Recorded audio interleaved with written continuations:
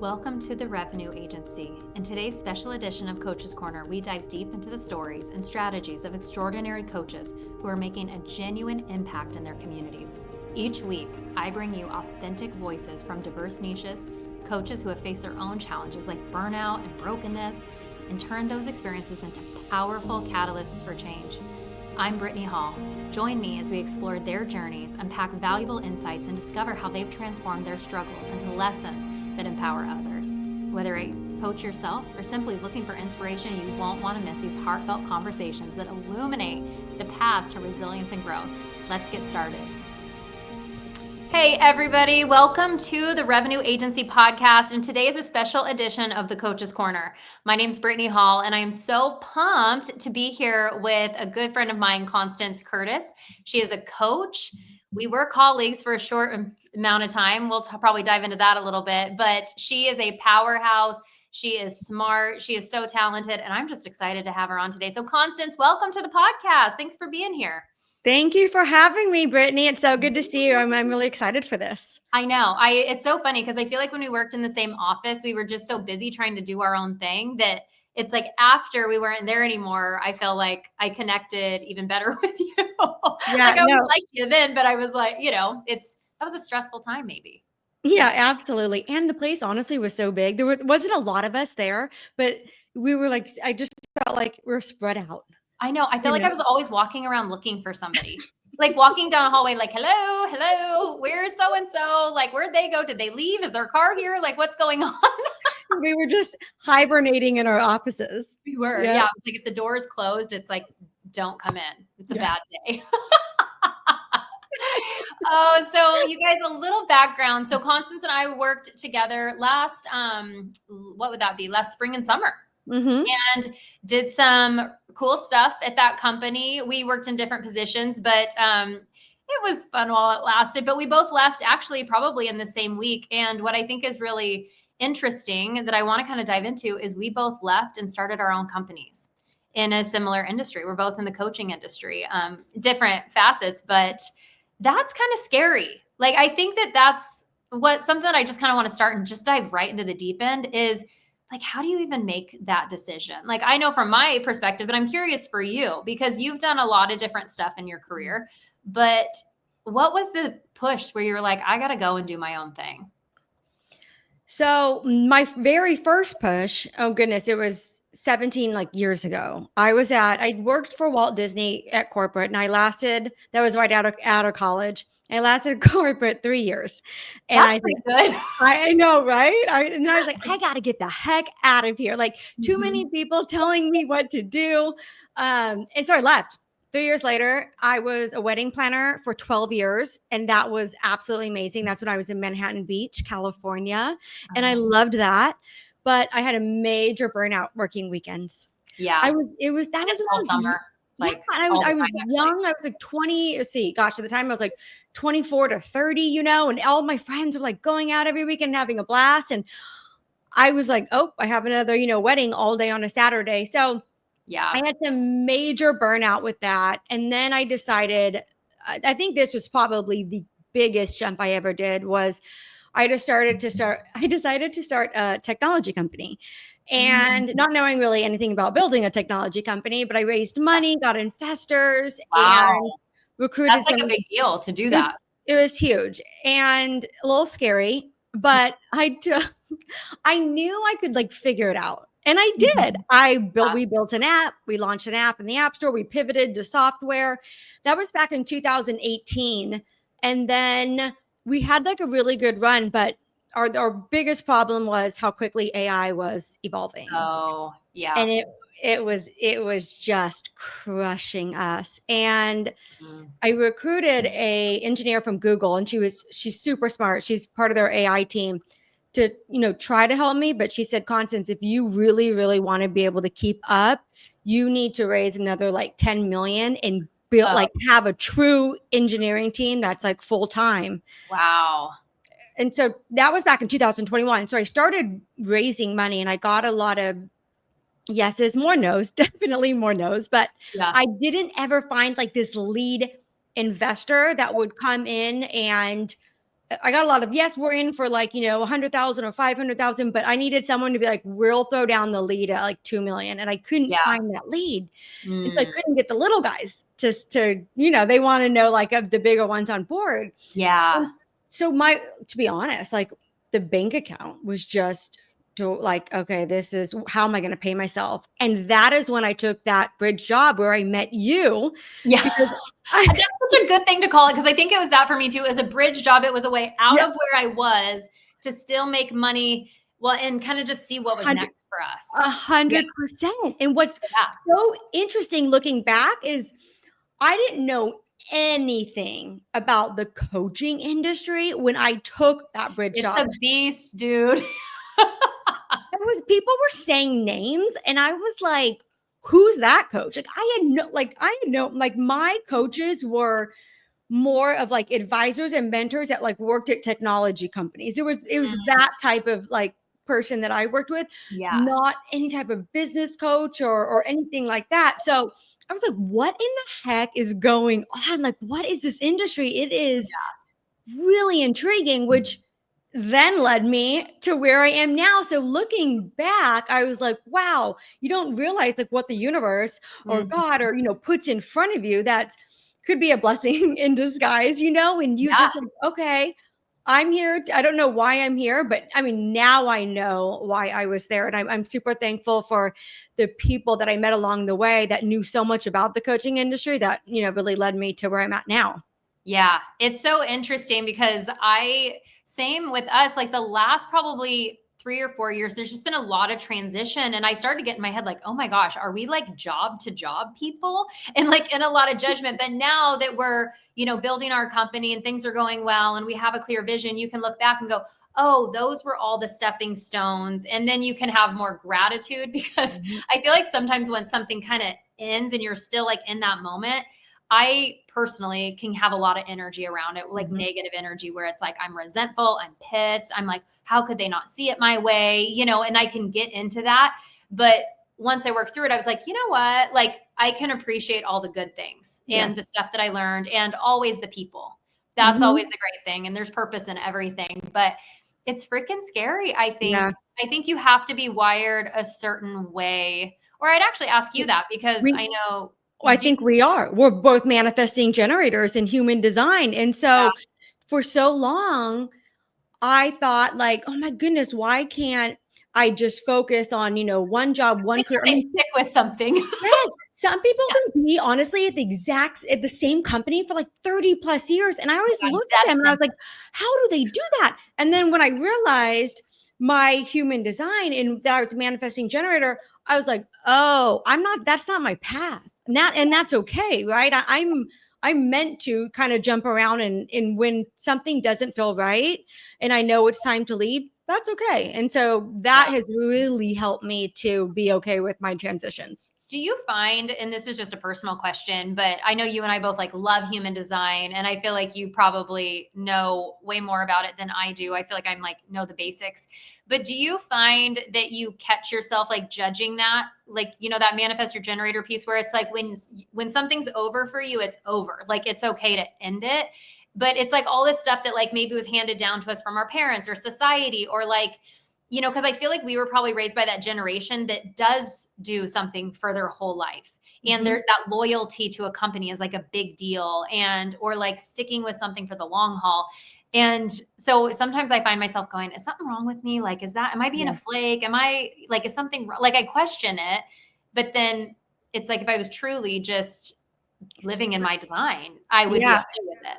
And it's societal programming. It's crazy what, honestly, like just how you said, right? Like we were raised in a generation where like, hey, you have to do this. So you have to go to school. You have to go to high school. Well, obviously you have to go to high school, but like college, right? Then you have to get your degree. Then you have to go and work for a corporation. And it was like, you have to, here's the path and there you go. Right. Yeah. And I had to, that's what I actually work with my clients on now, is unblocking that programming that we all go through, to think that it has to be one way. It doesn't. And when you find your path and then what works for you, It's transformational, and you just feel happier, right? Like you don't feel like, oh, I'm doing this thing that, society's told me I had to do, my parents told me I had to do, or I feel like I should do it because everyone else is doing it. Yeah. And you're just going along with it. But really inside, you're like, this sucks. Yeah. No, I felt that like in our life when we left Oregon and moved to Texas, that was like a big upset. So it was like in my gut, I knew this was the right move. And so we made that decision. But then dealing with other people's opinions about it and answering the questions and all this stuff, it's like that piece, it's like, it makes it difficult because you're like, no, like I know, but then people don't understand it. And I think too, with stuff like that, you have to remind yourself, this isn't about other people and how they want me to live my life. But there's a lot of stuff that kind of goes into the process of making big, like life-changing decisions like that. And it's like, I don't know if you struggle with it, but I'm like, I don't want to make people upset. Yeah. Like, I'm like, oh, like, I just don't want to deal with it, even though I'm going to do what I'm going to do. But it's just like dealing with all that is just like, I like hate the thought of, I think, people being unhappy with me, which I work on all the time. But sometimes that's kind of a challenging thing. Yeah, no, absolutely. I used to feel that way. So now I'm really good at setting boundaries and really just listening to myself and going in the direction that I know that is best for me. Even like friendships, right? It's not that someone is a bad person. They just might not be for me. And that's okay. And really getting really good at setting boundaries and saying no, like getting invited to certain things and just knowing that I just can't take that on. And I used to be like, okay, I'm just going to go because I don't want to let this person down. Or like, what if they're like, oh, she never makes an effort to like, see me or whatever. And then you get all these We're gonna thoughts. stop inviting her. Yeah, and stories. Yeah, right. And then you're like, you stop getting invited. And then I just got over that. Honestly, I had to get really quiet with myself and think like, what is it that I want? Like, do I want to go? Yes or no? And be okay with that decision, and also be okay with if I lose that friendship, if I lose whatever it may be, then that's okay too. Yeah. Yeah, absolutely. It's such a journey. And I guess I want to back up a little bit. Was personal development like something that was introduced to you? Like, how did you get introduced to it? So when I was at the end of 2000 or middle of like 2023, when I realized that the technology company that I'd started, that it might not go to where I want, it was a huge like ego death. It was a huge like identity. I was like, oh my gosh, I failed. Like I couldn't let go of the company because I was almost like embarrassed. I was like, oh my God, everyone's going to be like, wow, Constance is like this huge failure. Right. And I had to turn to personal development. I had to realize that my worth was not tied to that company, to the success of the company. And that honestly, all of my investors that had invested in me, they were like so proud of how far we had gotten, and of course they wanted us to see us like, climb even further, but they were okay with it not going to where we wanted it to go, and understood like the technology like changing so quickly that we couldn't keep up. And so those stories, I was basically making up stories in my head and telling myself like, oh, so-and-so is going to say this about me, and it just wasn't true. So I started doing, my sister actually said, here's this program, you should do this program. And I thought like, oh, this is kind of like wonky, kind of woo-woo. What was your first program that you did? It was To Be Magnetic. Oh, okay. Have you heard of it? No. Who was the person? Lacey Phillips is the founder. She's absolutely incredible. So it's all online, and it does a lot of inner child work, does a lot of like shadow work. Oh, I love that. Oh my gosh. It was like, I didn't know. I had never done inner child or shadow work before. I was like, oh my gosh, this is insane. And she has this proprietary it's called a DI, but it puts you in this, it's like a meditation that puts you in a hypnosis state. And they're anywhere from like 10 to 30 minutes long. And you go deep and you uncover some major limiting beliefs and blocks, and just take your self-worth to like a whole new level. And it was transformational for me. So I started doing that back in middle of 2023.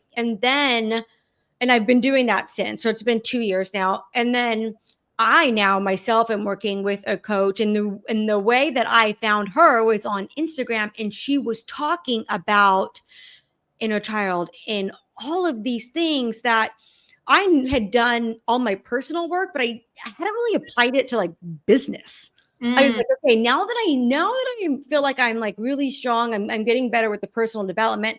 yeah. How can I take that and apply it to my business? And that is where I have really seen this really cool shift of just like the next step of growth, and overcoming those limiting beliefs and blocks when it comes to like reaching certain business goals, or like, figuring out your strategy or whatever it may be that holds you back from, being the best version of yourself. So Yeah. that's how I got involved in it. And it's honestly, it's the best thing I probably have ever done for myself.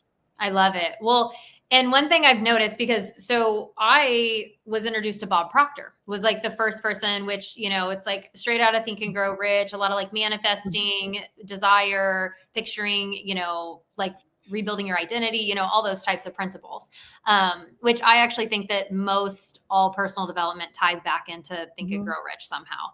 Yeah. But it's just funny because I remember when I started on that journey. And I mean, when I was a kid, it was like self-help was like a dirty word. It was like, don't go to that section of the bookstore, And now it's like everybody, it's like, it's a big thing. It's a huge industry. But what I always found was funny was I would work in some of these coaching companies where people were getting paid a lot of money to help people on their mindset and all this stuff. But then I was like, you need to do this work. Like the amount of hypocrisy was challenging.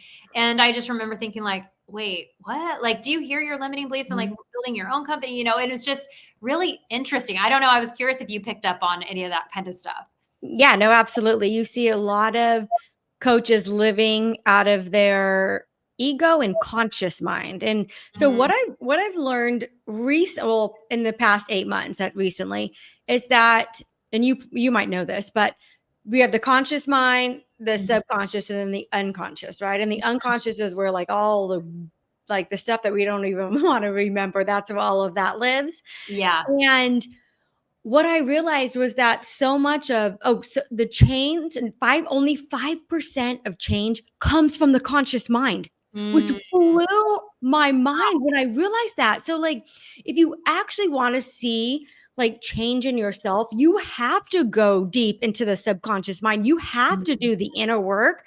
Yeah. It can't come from all ego. It can't come from just the conscious mind. And I think that has been now that I know that, I see that in Mm, other people that have maybe been held back or not, achieved what they want to achieve. I'm like, it's because they're not doing the inner work. It's because they're not, truly like going deeper. They're just living out of they're just mindset. You can tell yourself affirmations all freaking day long, but unless you're going deep and really like reprogramming that so that you yeah.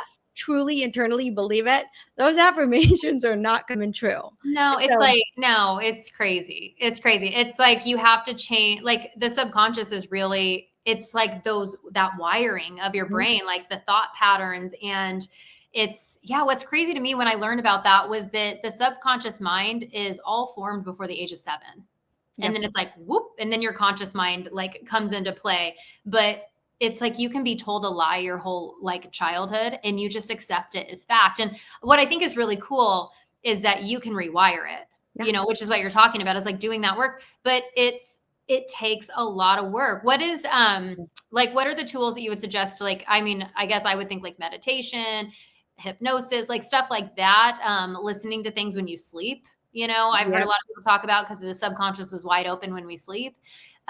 Funny story, actually, I listened to, I don't know why I quit doing it. I think because it would wake me up in the middle of the night. I would listen to money affirmations while I slept. And I started getting like checks in the mail and stuff. Like the IRS was like, you overpaid your taxes. And then like something else would come in and something else would come in. And then like, I always think like, why the hell did I quit doing that? I got to get back to that. But anyways, it's like, because I don't know. Like, I mean, I like the science behind it and all the neural pathways and all the things, but it was kind of interesting. I got to get back to that. I know. I love that. Actually, I might have to do that tonight. You and Um, I will call each other next week and we'll be like, we each have yeah, 10 new clients. Where did these people come from? No, I love that. Obviously, I love meditation. I meditate every day, but so what the best way or the best time to do it is right before you go to bed or right when you wake up, because you Mm, can get into that theta wave. And you can just put on binaural beats, or it's like if you don't have a meditation practice that you love, put on binaural beats. Those are the best. And you can Google binaural beats best for whatever it is that you're trying to unblock or you're trying to do.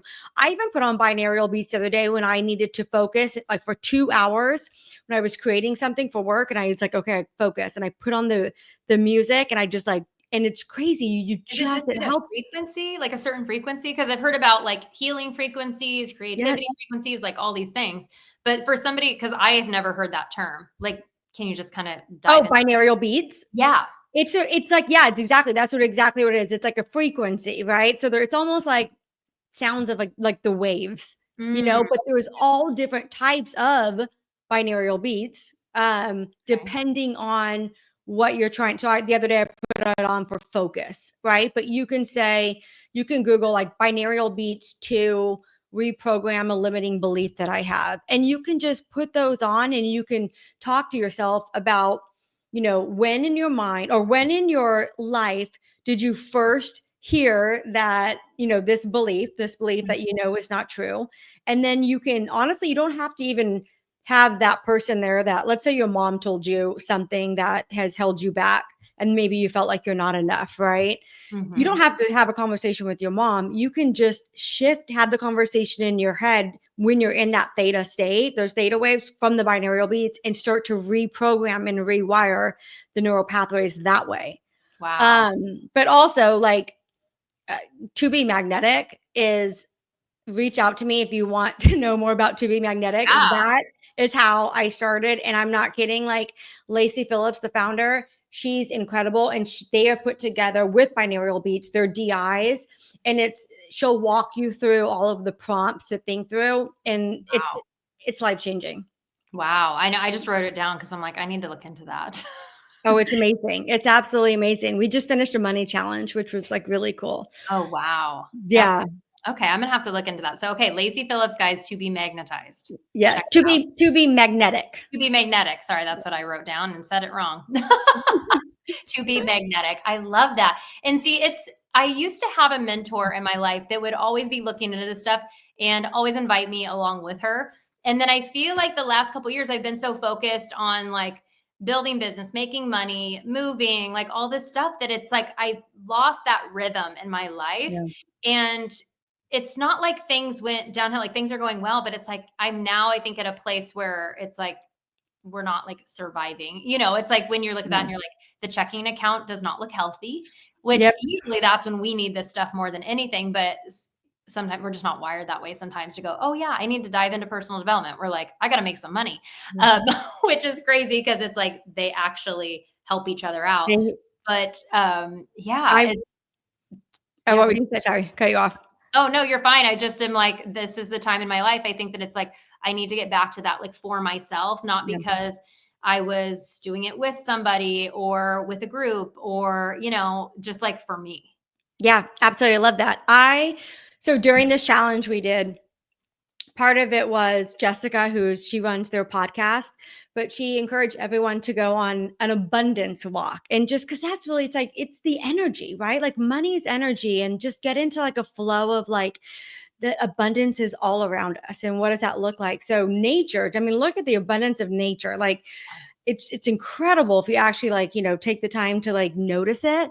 And so I noticed that I was going on these abundant walks and I was just really being present and noticing like all of the amazing things, and just like, wow, there really is like, so much beauty, so much, just everything around. And then I'd start my day, and all of a sudden, like, it would shift, and I would go into this almost like lack scarcity mindset. Like, oh my gosh, there's not enough time. I would be at the gym and I Mhm. would feel like I have to check an email because God forbid, you know what I mean? There's like Right. not You're enough just time not to, available yeah, 24/7 to do it email. late.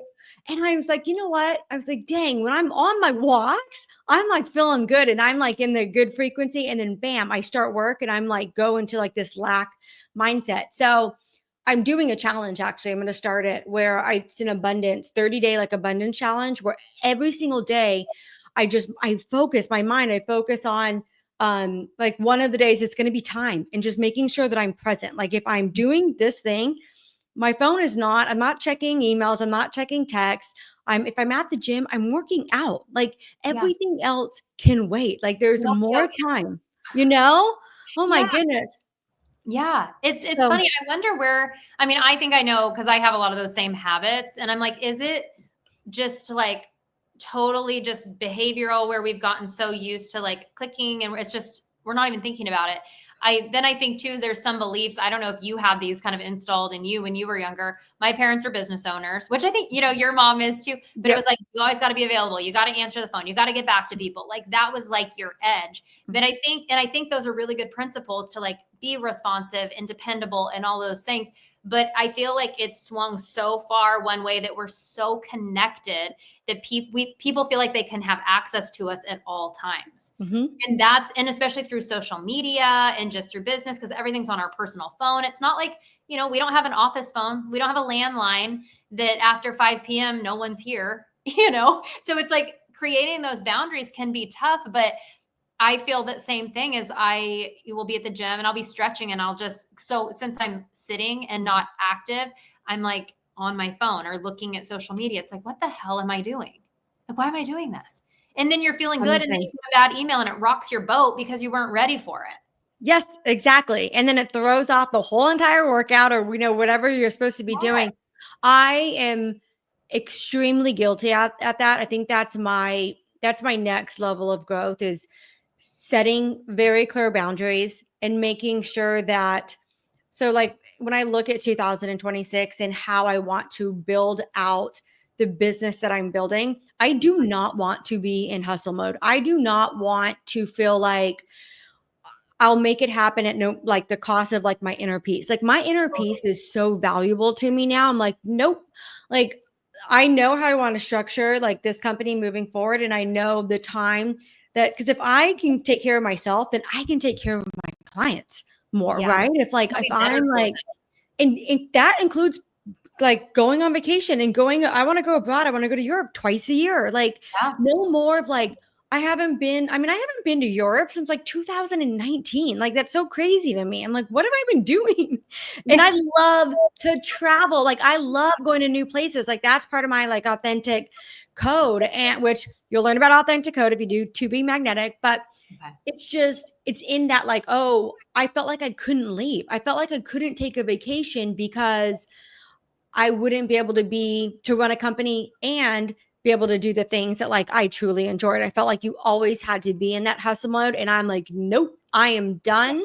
I am going to make sure that like I'm taken care of as well while I build like an incredible coaching program. Yeah. And it's that saying that's like, if you can't leave for a certain amount of time, like you don't have a company, you have a job, even if you're technically the owner. Right. And a good friend of mine and I were talking about this the other day, how we both kind of came up in a network marketing company together. And their whole thing was, no, it's having an integrated life. Like this fits with your life. So you can be on the soccer field and listening to a Zoom. And so that became like the thing like, oh yeah, I can do it all. But then what I've realized, because I resigned from that company last fall, I wasn't super active in it for the last couple of years, but like resigned, like 100% released it. And I was like, you know what? That was actually really unhealthy. And like, that's not like a good, healthy way, because then it was like, you're never actually present because you're always trying to do two things. And then your kids are like, mom, you're always like on your phone or you're distracted or you're posting or you're this or you're that. Like, can't you just hang with us? And then I worked for a company for a year where I traveled all the time, in the coaching industry. And I got so burnt out because I was available like 7 days a week to this company and selling. And it was just such a hustle. And I made great money, but it was at like a massive cost. And then when we worked together, I remember I've never had an office job. So they were amazing how they gave me flexibility to only come in 3 days a week and work from home 2 days a week. So this wasn't on them. And I 100% agreed to it. But that was the worst summer of my life because I left my kids with somebody else, even though it was a great person, for 3 days a week all summer long. And I was like, so this year I was like, you know what? I work for myself. I get to make the rules. I'm not working on Fridays. Fridays are for the kids. We go do something fun every Friday because we can. And if somebody doesn't like it, well, don't do business with me. This is my company. I get to run it how I want. I And love so that.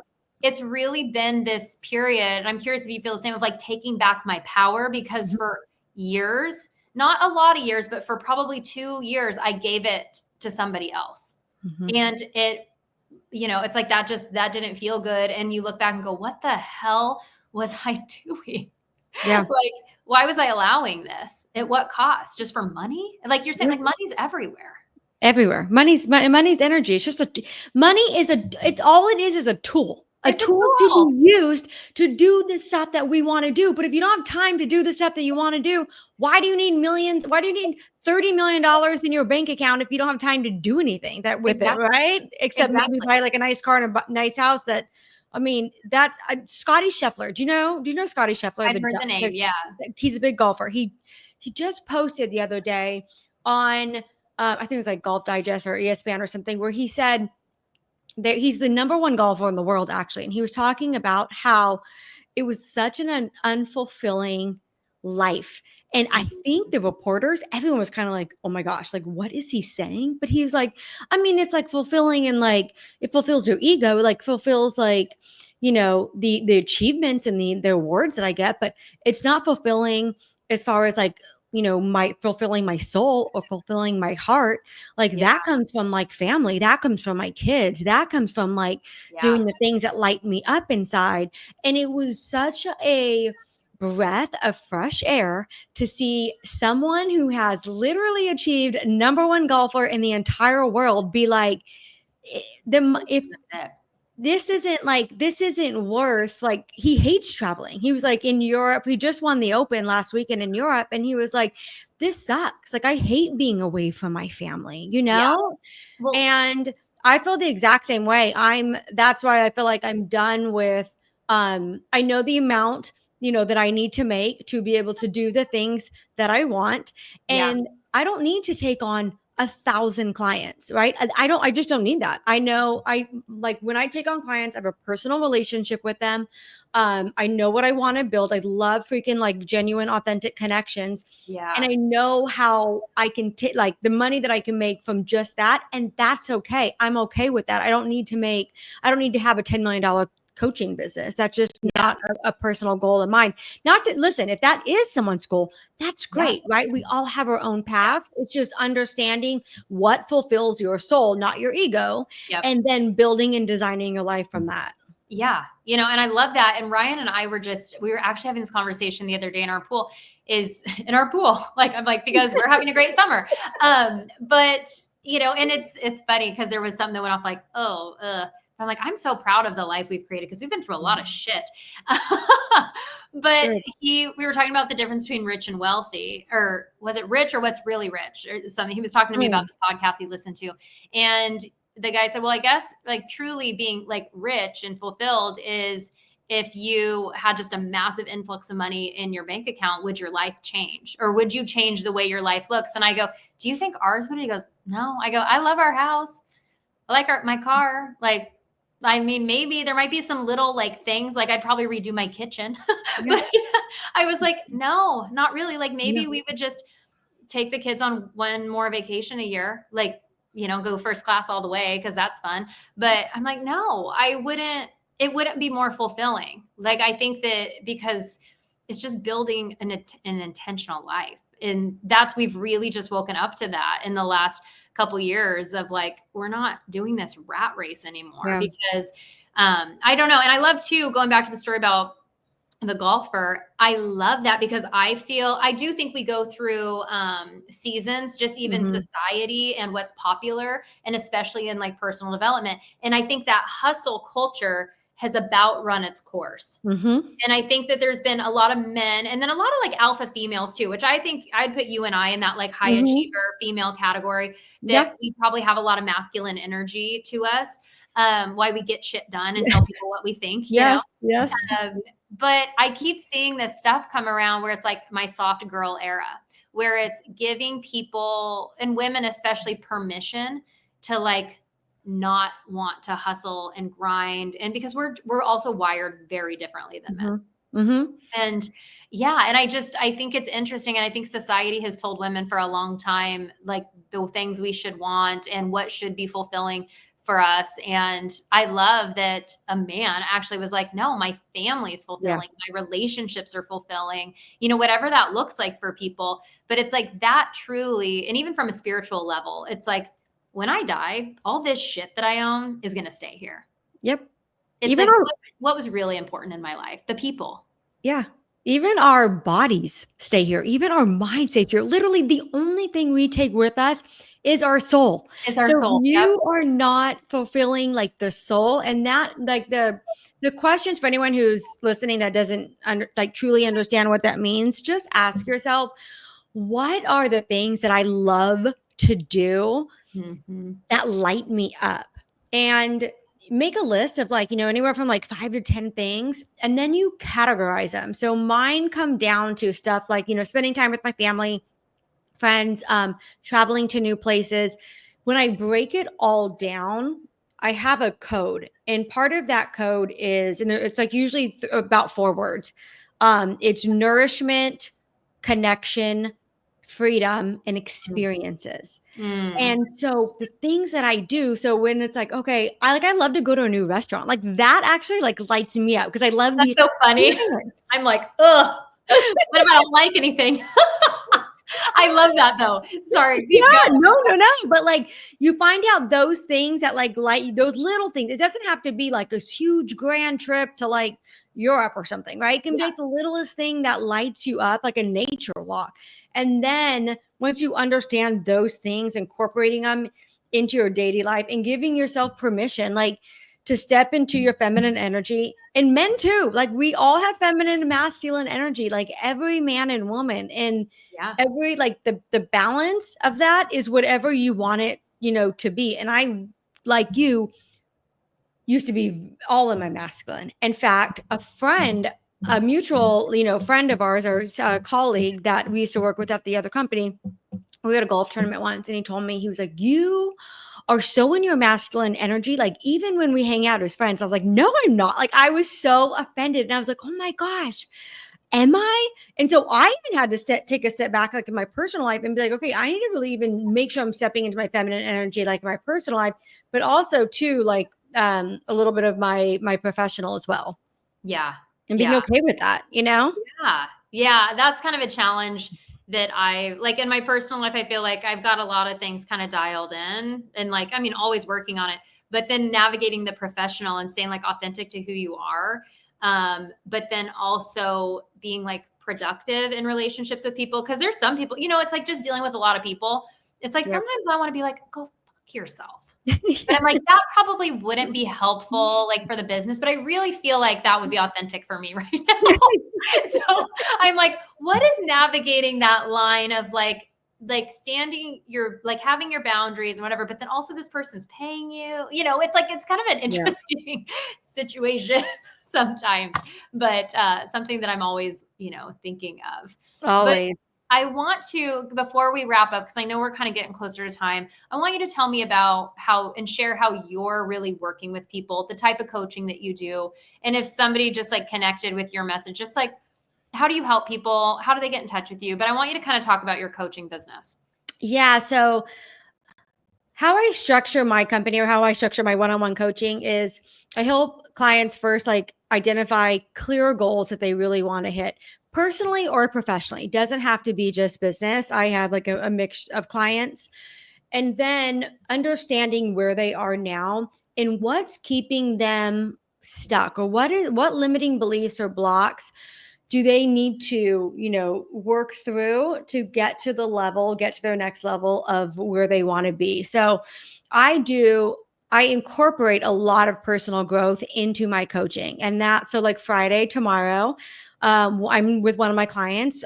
She's going to listen to like binaural beats, and we're going to take her through a complete rewiring of this low self-worth programming that she has. So I've been certified to do that now, and I've been That's certified so to do, cool. yeah, I just went through a breath work certification, just so it's a mix, but sometimes we just focus on strategy and goals too. And it's a little bit more of a masculine, like one of my male clients, he's a first time entrepreneur. So helping him like launch his first company, everything from, oh my goodness, starting, getting that LLC set up and really understanding like what you have to do, like the foundation to like get something, off the ground. So, but one of my very favorite things is really understanding those limiting beliefs and uncovering them. So a lot of my clients will say, I don't have any like blocks. I don't have any, self-doubt.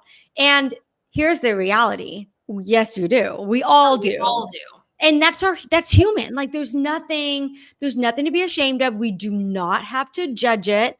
We just have to uncover it, because once you have that aha moment, you're like, oh, this is what has been holding us back. Because you could be listening to this podcast and be like, I have this inner knowing that I was meant for greatness. Like I know that I am going to build or do, X, Y, and Z in my life, and I just haven't been able to do it. It is more than likely because there is a subconscious block deep down in your mind that you just haven't uncovered and rewired yet. So if you feel like you're on that hamster wheel, if you feel like you're on the treadmill, you're moving, but you're not actually moving forward, that is like one of my favorite things to work with clients on. Yeah, I love that. And I think it's really important. And I guess I always think like we don't ever know how much like time we're here for. So I'm big on like, don't stay anywhere longer than like you should. But I think that people have a really hard time like making those jumps, making those moves, or like going, I know something's off, but I just don't know what it is. So I think that you would be amazing at helping just people to work through that stuff. And like you said, a lot of people aren't even aware of it. And then when they release and work through it, it's really amazing too, energetically, how quick things can move for people. Oh, they get into a different place mentally. Yeah, it's incredible. Removing all of like the shoulds and you have to. I talk to a lot of people that say, well, so-and-so told me this is exactly how I had to do it. I'm like, that might not be your path. So let's figure out. When people are like, so-and-so said, so I need to follow. It's like, who the hell are they? Yes. I'm like, no. I'm like, we're going to discover who you are. So the first thing I do with my clients is I really discover like their purpose, their values, who they are at a very, very authentic level. Like I do get my clients to open up on a, more of an emotional, the guys, sometimes can be a little bit harder to crack open. But once you do, and you're like, oh, okay, I'm comfortable doing this now, then we can start to really build something that is aligned. Because if you come to me and say, okay, I have this vision, I want to build this, I want to make sure like, okay, we can do it, but do you actually really want it? Because you might get to the top of that mountain and be like, wait, I don't want to be here. This isn't the mountain that I wanted to climb. So like, make sure it's like actually where like you want to go, and that it's aligned with your authenticity. I love that. Okay. So where can people find you? How do they get in touch with you? So Instagram is probably the easiest place. So Constance Curtis is my handle. And then also you can go to legacypiece.com. That is my website. Awesome. Okay. And we will link those in the show notes, you guys. Constance, thank you so much. Every time like we talk, I'm like, I don't want it to end. I feel like I learned so much. You're such like a wealth. We have to get together in person. We'll make it happen. I mean, we're both, I know you're more north, but we'll figure it out. We'll do like lunch or like dinner or something. I know. Tell me a day and I'll make it happen. I'll drive to you. Like you live in such a beautiful part of the city. I'm like, I'll just come to you. It'll be fine. Well, thanks, girl. Thanks for being here. Thank you so much. Tell Ryan and the kids I said hello. Of course.